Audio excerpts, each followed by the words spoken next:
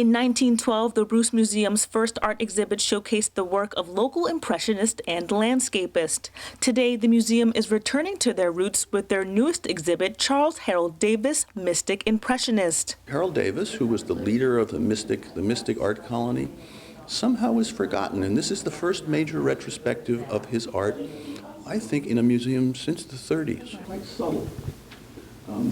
As I say, he deserves a closer look. The exhibit, curated by guest curator Dr. Valerie Ann Leeds, includes more than 30 paintings by Davis that highlight his artistic transformation throughout his career. He was very much a New England painter.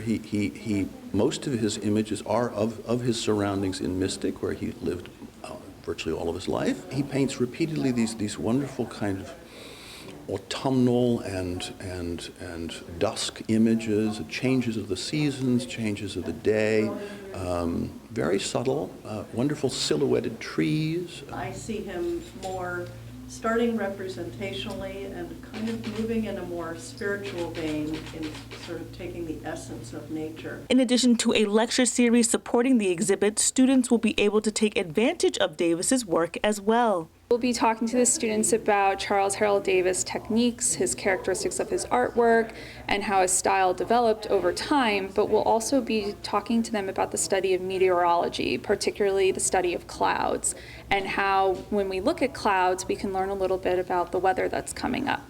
So as a part of the program, we'll be using a cloud finder and identifying clouds in Charles Harold Davis's paintings and talking a little bit about, well, what kind of weather will these clouds bring if we're predicting out maybe what the weather would have been like in this scene. He is a wonderful kind of ethereal artist who will give people, who will make them feel good about the region in which we live and the beauty of our own landscape. Charles Harold Davis, Mystic Impressionist, officially opens Saturday, September 26th. For more information about the exhibit and programming, visit brucemuseum.org.